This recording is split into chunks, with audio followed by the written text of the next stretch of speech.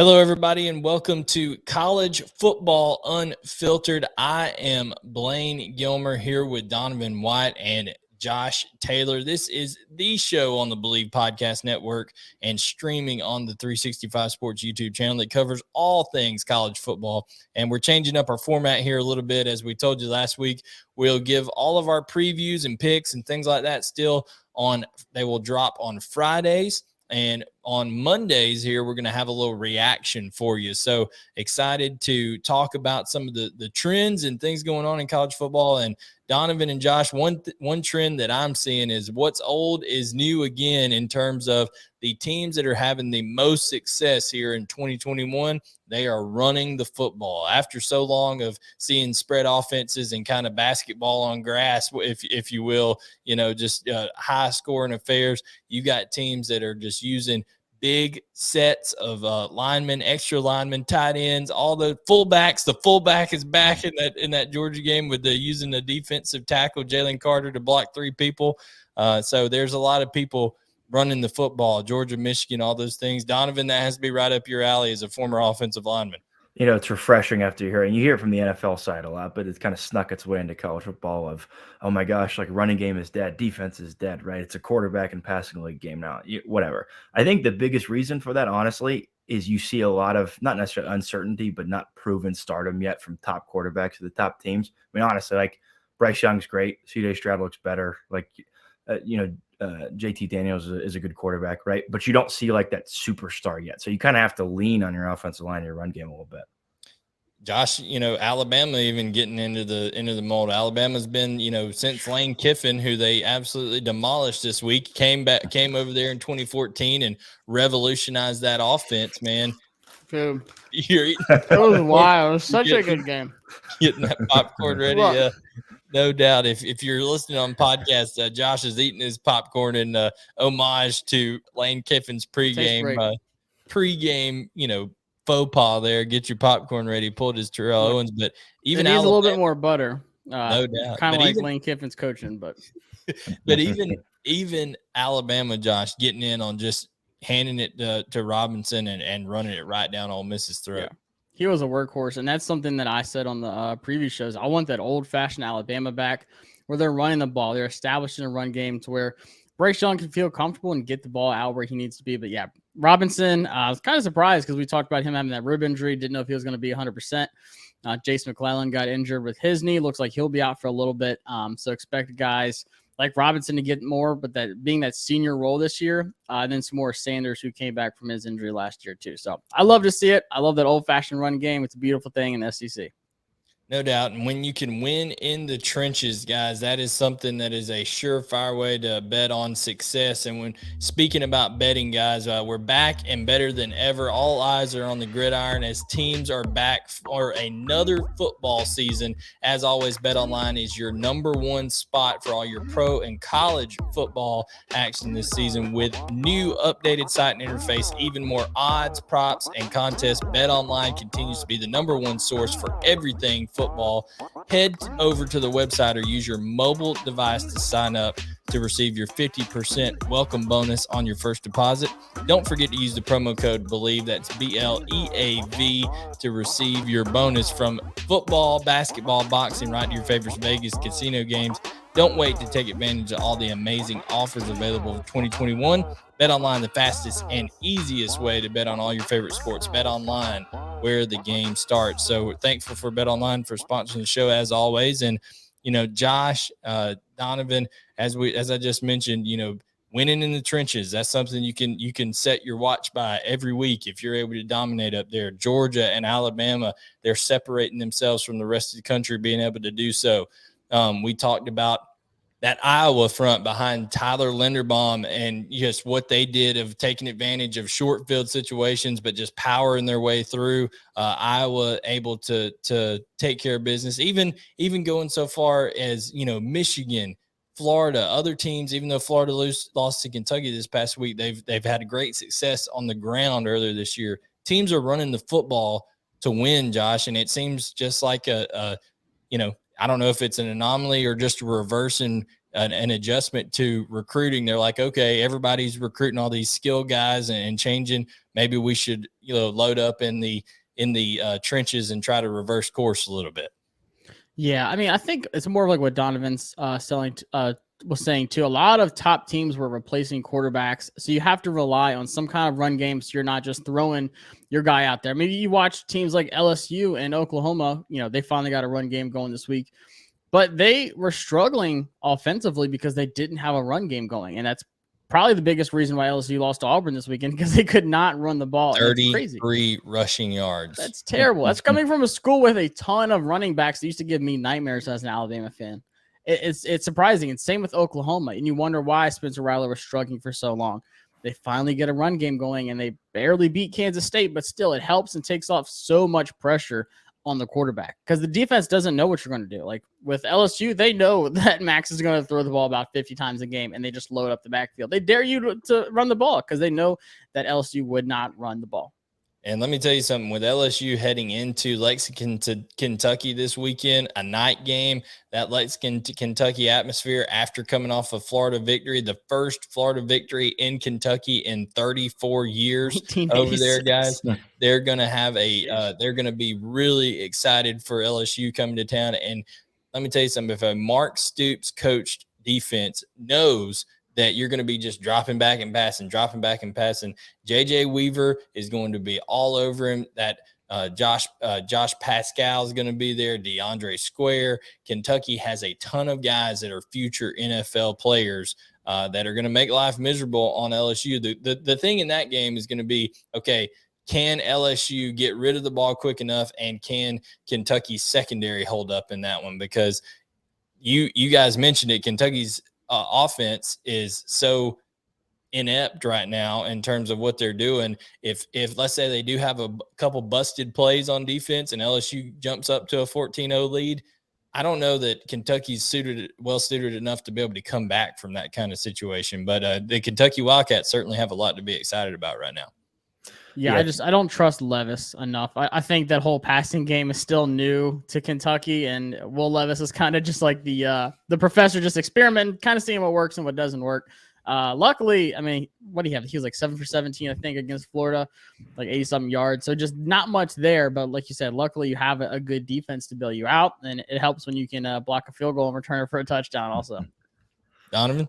Yeah, listen, we talk a lot about Kentucky's defense. I think they're good, and it's pretty crazy considering they had a few talented NFL guys. Obviously, Jamin Davis for Washington. Guys drafted. Yeah, so quite a few drafted, and they just replaced like it was nothing, a machine. And so LSU's offense isn't elite, but I mean, it's not like the cream of the crop, but they're a damn good offense. We're gonna find out, what Mark Stoops and that Kentucky defense can do right against an LSU offense that. They're not as one-dimensional. Well, I mean, compared to last week, they are compared to Florida. They're not as one-dimensional, right? Their run game struggled obviously against Auburn, but they shouldn't be as one-dimensional. So we're going to see what Kentucky's going to do. Yeah, and Josh, we mentioned, in that Alabama-Ole Miss game, Alabama was able to lean on that Ole Miss front and run the football pretty much at will to get things going. I think B-Rob had 4 rushing touchdowns on the day, I believe. 171 yards. Yep. Yeah, he was racking up the yardage and getting in there. So I guess what it comes down to is now, okay, so you've got Alabama that is able to now show that they're playing a little bit different style of ball than before. So that's one way to help out a defense that has had a little bit of struggles with Alabama. That's, as you pointed out, is getting better and things like that. And they're going to get better, coached under Nick Saban. But if Nick can run the ball a little bit more and have a little bit more time of possession than maybe he's had a couple of years, that helps when you don't maybe have your defense clicking on all cylinders at times, and that makes Alabama even that much stronger if they have multiple ways to beat you. Yeah, and it helps when you have short fields to work with, thanks to Lane Kiffin going for on 4th down. It seemed like on his own 27. Time. I mean, the first drive, he's like, okay, I'm moving the ball really well. We still get the stop, even though, they moved the ball all the way down the field. And then I guess he's just like, hey, I'm just going to do it every single time. I feel like the numbers, like the statistics say you're supposed to go for it. Yeah, the analytic part of it says go for it, but Nick Saban just doesn't care about analytics. But yeah, Jace McCullough going down really does hurt. the run game. But they have Roydell, who can step up, get more of a role. And then same with Trey. Trey looked good. Like I said, he got that injury last year, cut his season short. 5-star recruit. As you know, it seems like everyone we have is a 5-star recruit, but Trey's been one of my favorite running back recruits coming out recently, and he looked good so far early in the season, so I think he'll get more of a workload too. I think if I had to guess, they haven't said, I think Jace would be out likely for like possibly the whole year. They said it did not look good at all. So yes, that hurts. But same thing with Chris Allen going down. It's just next guy up. Yeah, and speaking of next guy up, that Georgia defense, I was on the field for the entire game, got to cover it versus Arkansas over there, and just seeing those guys in person, wave after wave, come onto the field. You know, they're rolling in Jalen Carter in there with the second team to come in on defense, and it's just, you know, him and Trayvon Walker aren't even really starters for Georgia, and they're just in there wreaking havoc against an Arkansas team that has been exciting and has quality wins over a team like Texas, over a team like a Texas A&M, even though Texas A&M's struggling with some things right now. But Donovan, I think that, you know, Arkansas is, like I said, they beat Texas, and I think Texas is a team that could potentially win the Big 12, and we'll get into that in our previews later this week. But just how impressive was that defensive performance by Georgia? Because Arkansas is no slouch with those 5 returning starters they have from last year up front. Well, I mean, again, Arkansas 162 total yards of offense against Georgia. We know Georgia's defense is clearly the best in the country. Some people might say Iowa, but, you know, to your point, Georgia's athletes, right, and their talent on that side of the ball is just out of this world. And so to shut them down like that, right, to see Arkansas, and again, I think a lot of it was the play calling, right? I don't understand a lot of the Arkansas play calling wasn't creative, right? Didn't have any juice to it. That being said, even when it did, or when it was simple zone plays or simple power plays or whatever, Georgia shut them down, right? They smacked. I mean, it was smash mouth football. They shut the offensive line down. They made the quarterback play scared. They made the running backs have no openings. The receivers couldn't. I mean, nothing was going right for Arkansas on the offensive side of the ball, and everything was going right for Georgia. Well, when you have a defensive front that can beat so when you're the offensive line, right? You're an offensive coach and you're calling a game, and you see, okay, they've got 1, 2, 3, sometimes 1, 2, 3, 4 up front on the defense. And those 3 or 4 are defeating your 5 regularly with less numbers. It makes it seem like they're playing defense with 12 or 13 guys out there, because now they've got guys in the secondary that are double covering people, all that kind of stuff.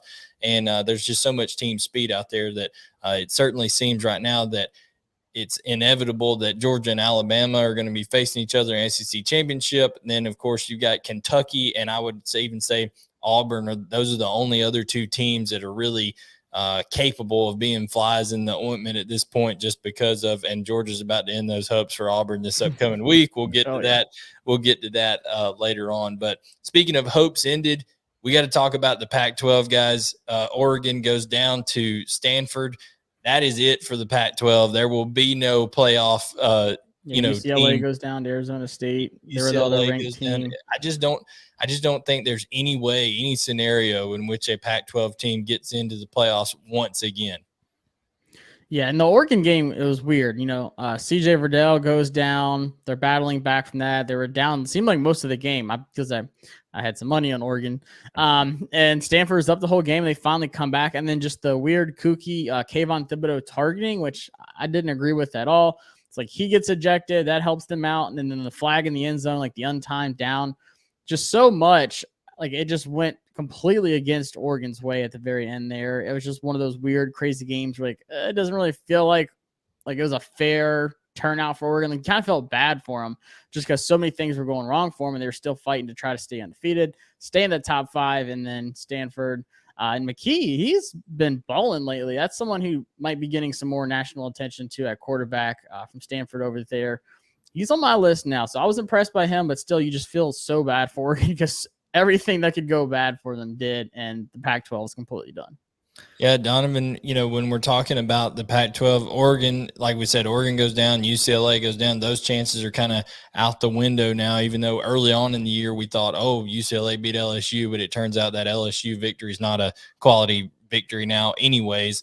With the Pac-12 going down, Donovan, we're now going to see the Pac-12 and the ACC entirely left out of this. The Big 12's hanging on by a thread we'll talk about the Big 12 here in just a minute with what's coming up this upcoming weekend. But what does that do to the state of college football, in your opinion, Donovan, when you got coast on both coasts, two prominent conferences that are just eliminated from contention by week 5? Well, it speaks a lot of where, the balance of power is right now. And it's one thing where it's just kind of a season, maybe even 2 seasons where you see that. But this is consistently, especially with the Pac-12, you see this kind of thinning of the herd. And the problem for Oregon is, they dropped down to, I think, 8 in the AP poll that was released today.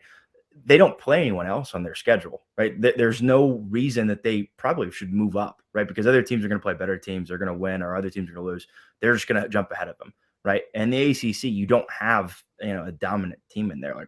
We thought there was going to be a couple teams, UNC and Clemson, that, would be at the top, or maybe UNC had a shot. And then again, the Big 12 hanging on by a thread. It shifts the balance of power, obviously, into the SEC and the Big 10 right now, and into teams that we're not so much expecting, like Cincinnati, right? That Cincinnati jumping into the top 5. So it's interesting to see how this is shaping out, especially with all the talk of alliances, right? And who's going to join what conference and who's going to go where. So it's interesting to watch. I don't know if it's disappointing. It's more interesting than anything, I think. No doubt. And I think, guys, Oklahoma barely holding on to over Kansas State 37-31. It's inevitable. Oklahoma will lose a football game at some point. They do every year when they're not supposed to. And Spencer Rattler, to your point, Josh, was much more efficient. 22-25, 243, two tutties, only 1 interception on the day. They were able to run the football a little bit better, 131 rushing yards, but still that's a just paltry effort at this point. You got to be able to put up some rushing yards and really get things going if you're those Oklahoma Sooners, especially with what they have up front, the way they recruit, things like that. So you've got Oklahoma and Texas in the Red River Showdown. Texas is a team that I feel is, tested, more battle tested, I think, than Oklahoma at this point. Oklahoma's struggled with Tulane. They've struggled with Kansas State. Hell, they've struggled with everybody they've played. West Virginia, everybody. It's been a nail biter. Texas went into a just hostile environment, ran into a buzzsaw of an Arkansas team that was clicking on all cylinders. They beat a good Louisiana Lafayette team early on in the season, a good, Billy Napier coach team that many people expected them to lose to. And since the quarterback change, Texas, seems to be getting things together. I know they had a kind of only a 5-point win over TCU, but at this point, I trust Texas more than I do Oklahoma going into this showdown. What do you think, Josh? They got a Bijan Robinson. That's all I need for a game to win. So the one thing I said, Oklahoma did start running the ball finally. They had 3 rushing touchdowns. I think it was like 131 rushing yards against K-State. But still, Skylar Thompson, who's not like a good quarterback at all. Some would say yes, Spencer Rattler was efficient, but Thompson might have thrown Spencer Rattler. He was 29 for 41, 320 yards, 3 touchdowns, and 0 interceptions. He made him look like a bona fide stud. Skylar Thompson isn't by any means. He's not a scrub, but still, Oklahoma's defense is what's going to absolutely kill them. So Robinson should run that rock. Whatever. I don't know what his rushing yard prop is for betting wise, but it's got to be over 200 yards. Yeah, no doubt Bijan Robinson's an unbelievable player, but you speaking of running the football, you stay in the Big 12. The other team that has a shot at winning this league is Oklahoma State. Be honest with you, I was dead wrong in this game. I thought Baylor, I liked what Baylor was doing. I didn't think that Oklahoma State offensively would be able to, sustain enough, but they had 24 first downs compared to Baylor's 10 first downs on the game, 219 rushing yards on the day. Again, if you're able to run the football this year, it seems like you're able to control the pace of the game. They were 8 of 19 on third down compared to Baylor's 3 of 15. And the crazy thing is Oklahoma State throws 3 interceptions. They did nothing with it. And Baylor does nothing with it. Their defense stands up in the face of adversity there. Oklahoma State does. They won the time of possession battle by 34-25, even throwing 3 picks. Donovan, when you win the time of possession and you lose the turnover battle by 3, and you win the game by 10 points. That is just that's got to be a statistical anomaly on that kind of outcome when the game plays out that way. I think it's like every one more turnover that you're losing the margin by, your odds of losing they skyrocket each time. And I think if you're losing the turnover battle by 3, right, your odds of losing they've got to be above 90% just statistic wise. This kind of shows I thought we were going to account for Spencer Sanders at Oklahoma State making mistakes, which he did. Right. I just didn't account for Baylor not taking advantage of any of them. Right. We know Oklahoma State's offense was that slow, steady, right. Just, run the ball down your throat kind of offense. And yet Baylor didn't do anything with it. And they dropped out of the top 25, rightfully so. Yeah. I mean, Baylor had a decent output from Abram Smith, Josh, with 10 carries for 97 yards. Gary Bohannon only 13 yards rushing, but I mean, they only rushed overall for 107 yards on the day. So, I mean, it just not a great offensive output by Baylor there. They were 3 for 15 on third downs. You're not going to win a football game going 3 for 15. And like with the interceptions, it was 3 and out like every single time afterwards too. Like I remember watching the game, I had money on Baylor. It was plus 10. So it finished at 10. So I didn't lose or win anything. So that works out. But I was like, yes, you got to pick. And I was like, all right, Oklahoma State just getting the ball right back. Their defense impressed me so much. They're so quick to the ball. Kind of remind me of like how Arkansas plays. Like as soon as someone gets the ball, they're just going right to it, and they just didn't allow Bohannon to do anything. Who I was starting to gain more respect for. I mean, he's been flawless this season, hasn't caused any turnovers, anything like that, and they just could not get things going with him at all. No doubt. And speaking, we've been talking about Big 12.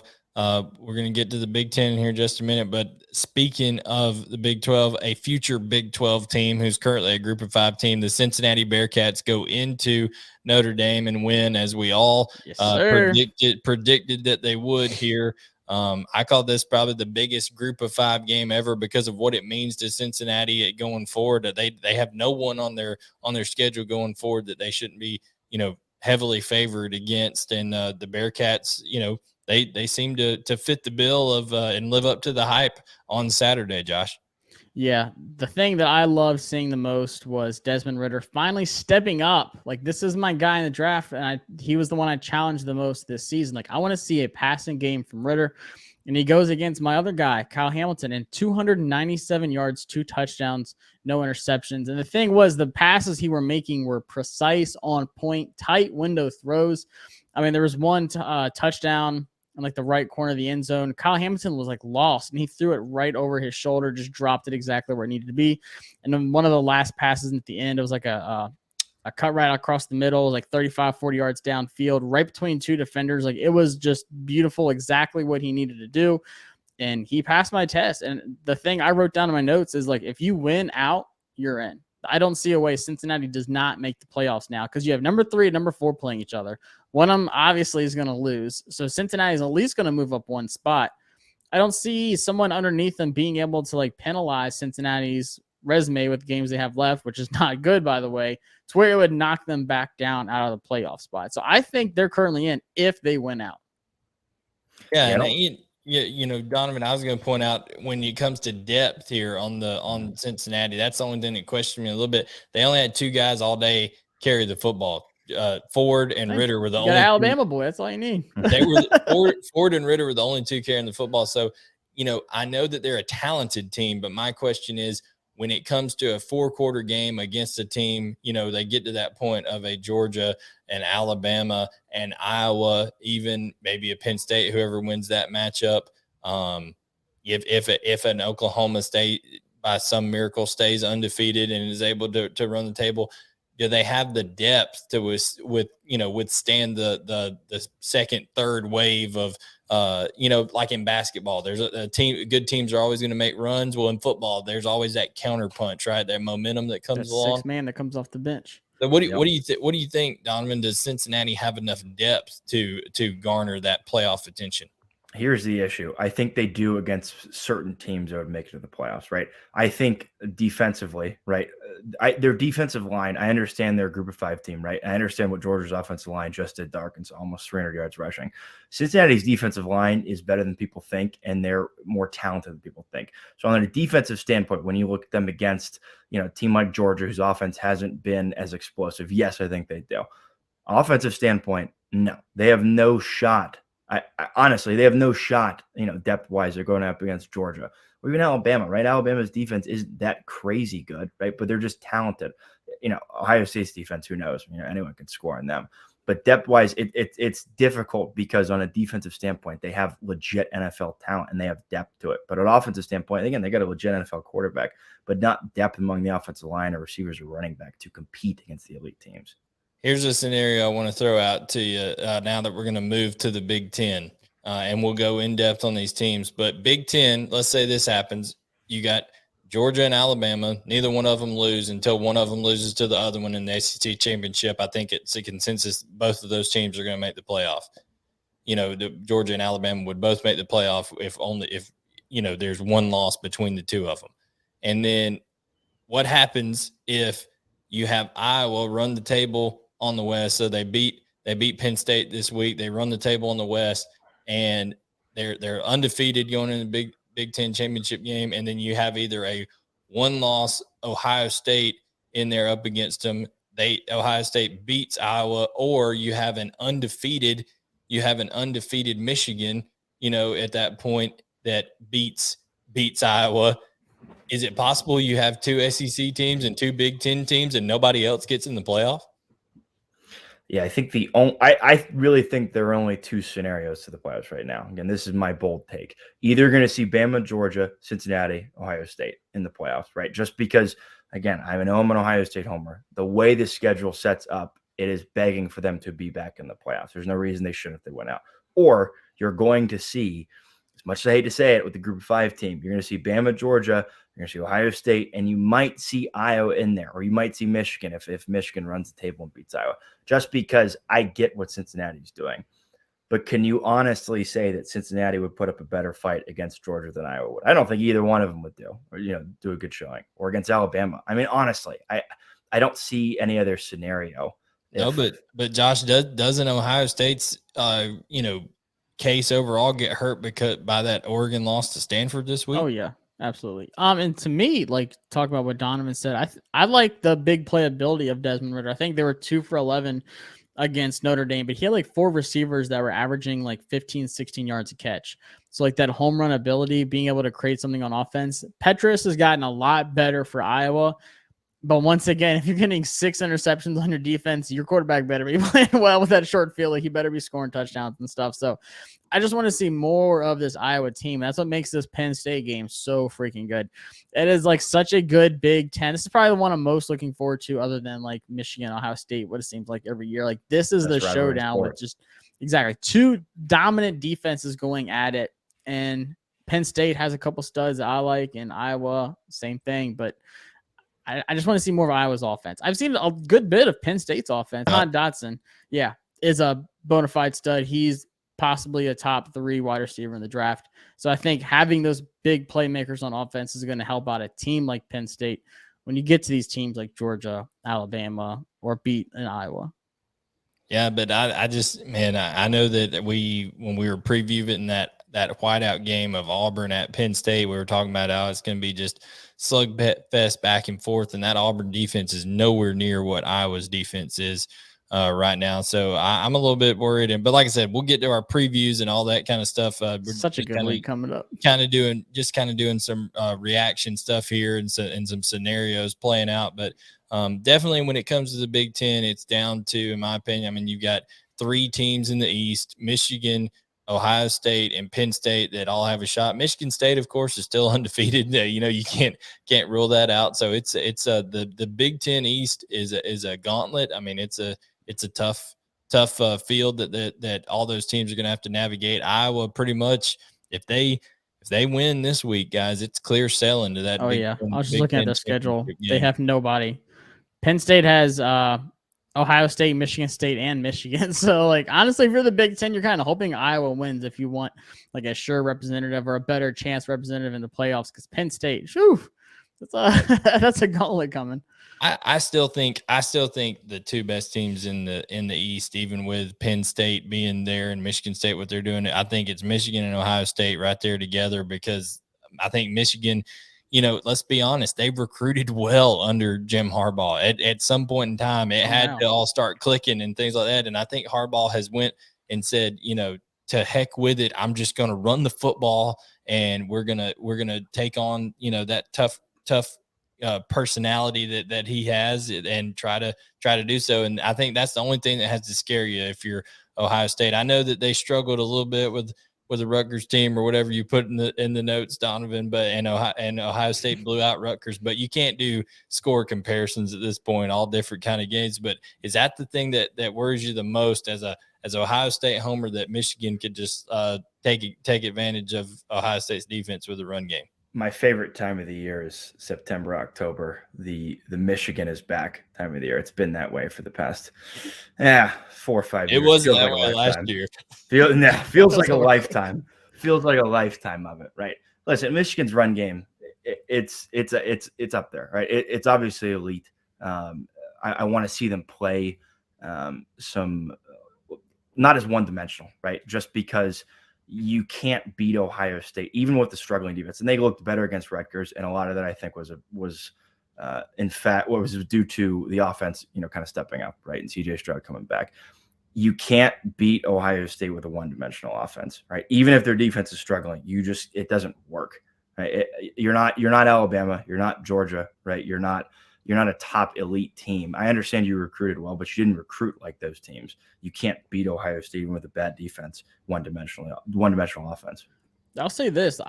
I personally made fun of Michigan on the last episode, just saying that they didn't have a passing game. And they said, well, guess what? Like, we have somewhat of a passing game, because Cade went 17 for 28, 197, and 2 tutties in the passing game against a good Wisconsin team, by the way, like, especially on defense. Their passing defense has been better than average this season. So I think it's slowly coming on. So that's what surprised me the most about that game, because I thought it was going to be a low scoring. I took the under on that game, and then Michigan just blew the door open on offense.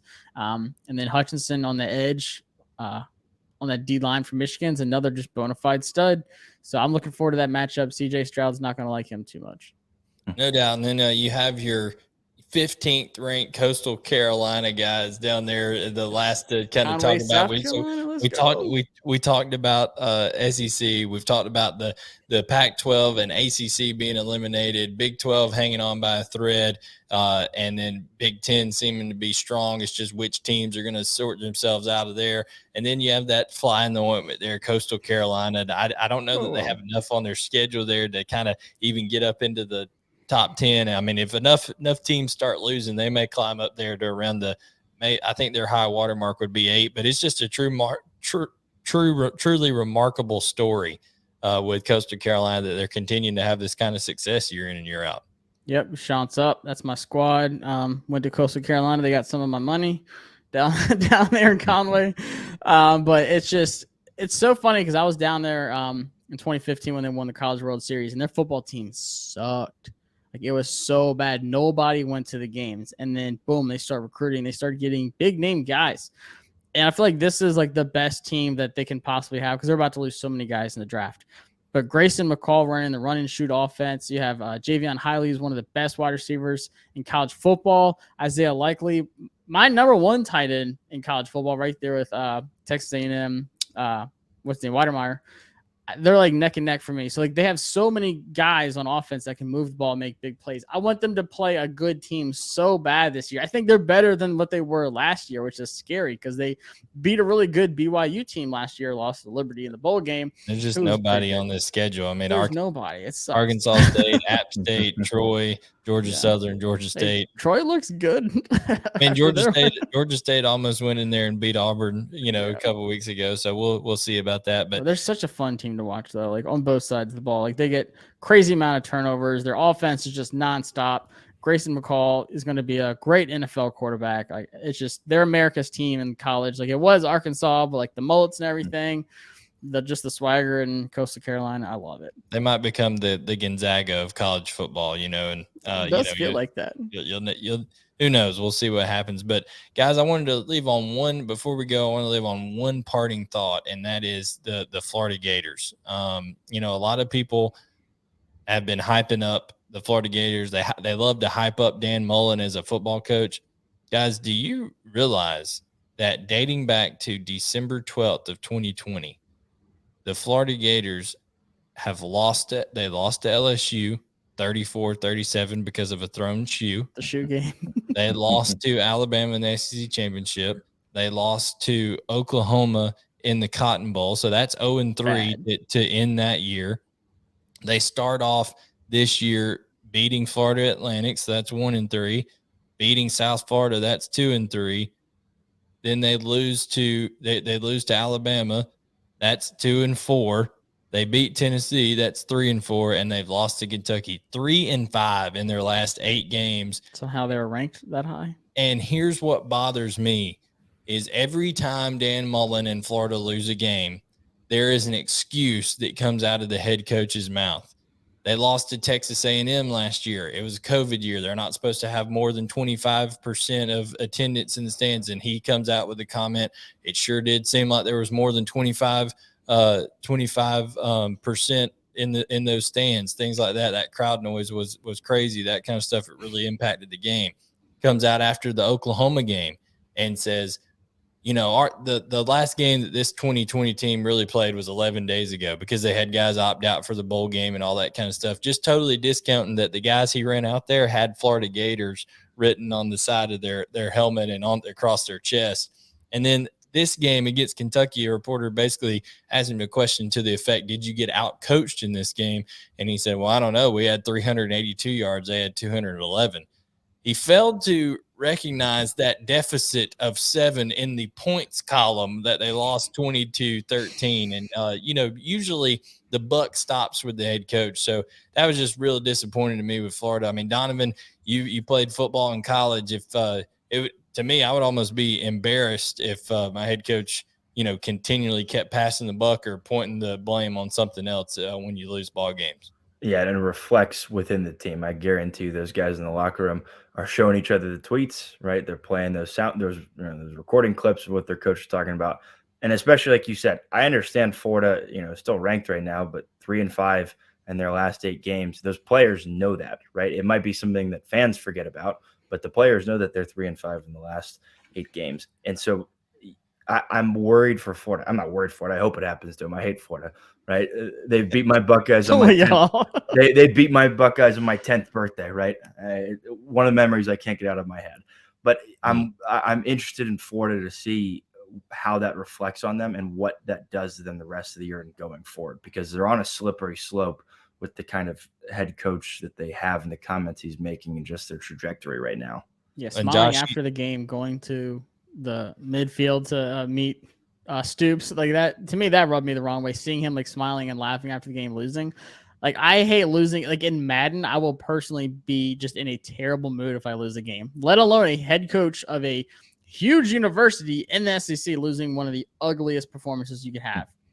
Yeah, and Josh, as well as I do that Florida does not recruit already at the same level that a Georgia and Alabama do, and they're desperately wanting to get back in that tier of, I know they beat Georgia last year in the game. Yeah, that's one out of the last 5 years that they've beat Georgia and went to the East. But that used to be a consistent thing for this Florida program, and the recruiting is the difference. And when Dan Mullen is saying that kind of stuff out there, kids see that.